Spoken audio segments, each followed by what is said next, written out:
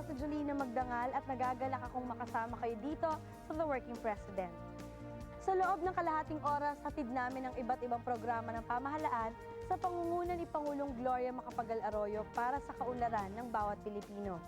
And to start off our show, tampok namin ang Kaseknan Irrigation Project at ang ongoing restoration works na ipinapatupad ng Upper Pampanga River Integrated Irrigation System sa 3 probinsya sa Central Luzon. Narito ang Approve.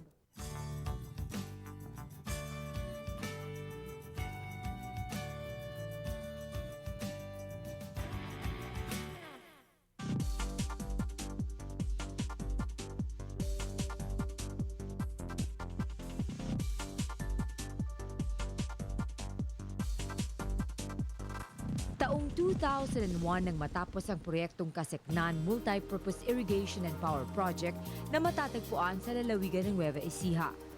Kaya nitong magpatubig sa mahigit 82,000 ektaryang lupang sakahan. At ang bilang ng mga magsasakang direktang nakikinabang dito ay umabot na sa halos 50,000 pamilya. Nito lamang Disyembre ng nakaraang taon, formal nang isinalin sa Upper Pampanga River Integrated Irrigation System o NIA-UPRIIS ang pamamahala dito. Ang National Irrigation Administration sa ngayon ay nakapokus sa increasing our area irrigated. And this is being done because of our restoration funds. For the past how many years, ang NIA hindi nakatanggap ng malaking pundo para ma-restore or ma-rehabilitate itong ating mga non-functional irrigation systems and communal irrigation systems. So sa ngayon, starting 2006, nakatanggap tayo ng 1 billion which is intended for restoration works. Din sa 2007, nakatanggap din tayo ng 3.126 billion which is also intended for restoration works. And sa 2009, napakaswerte tayo sa 2009 dahil mayroon tayong allocation na 6 billion pesos. So, we are expecting na after completion of 2009 activities, substantial increase in terms of cropping intensity will be accomplished. At para sa mga magsasakang nabiyayaan ng proyektong patubig ng Kaseknan, katuparan ng pangarap at simula ng magandang kinabukasan ang kanilang pinagpapasalamat. Meron man mga nagsasaka noon yung mga sariling patubig lang at napakahirap po ng sitwasyon namin dahil ngayon lang nangyari sa amin ngayon ito na magandang pagkakataon. At unang-una po nagpapasalamat nga kami sa Kaseknan at wala ho kayo makikitang bakante sa ngayon na napapatubigan.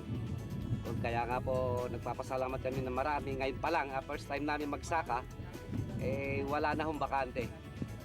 Palay, tsaka yung nga po iba, mga mais.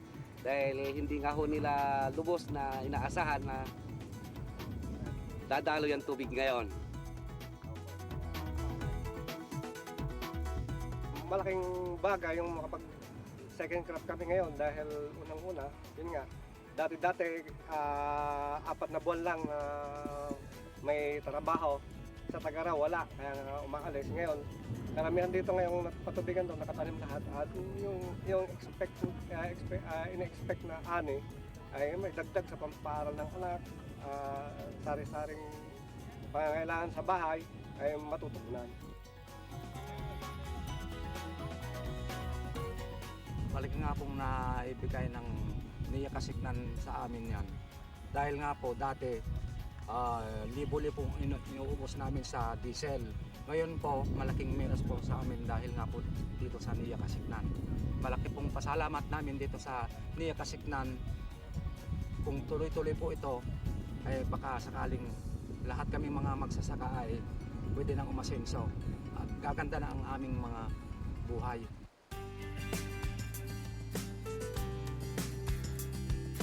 Nung araw ko kasi, nung nakaraang dry season, ang mga lupa rito yung mga tigang. Sa ngayon ho, nakikita na ho namin yung daloy ng tubig na galing ng Kaseknan na talagang malakas ang tubig na hanggang sa dulo ay nakararating. Kaya ang mga magsasaka na kasamahan ko sa Victoria at saka sa Guimba ay nakapagsasaka na ng maligaya. at na-improve nila yung mga sistema ng pagpapatubig dito. Di rin huminto ang pamunuan ng Mia Yupris sa pagsasagawa ng mga restoration works tulad ng dredging of creeks, desilting of canals at maging farm-to-market roads.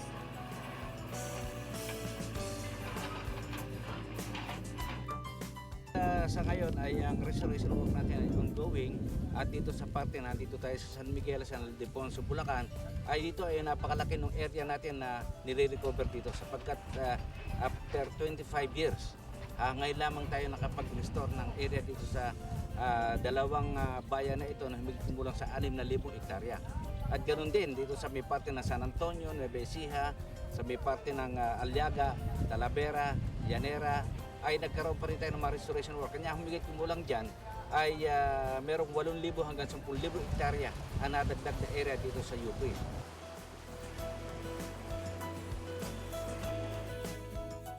Sa ngayon po ako'y kontento dahil sa ayos yung kanilang pamamalakad eh. Pati nung pagpapatakbo ng tubig, ayos po. Hindi po kamukha nung nakararaang panahon nalalagay kami sa alanganin. Dahil sa natutuyo po yung tubig, alakan nga po. Ngayon po nasisiyahan kami.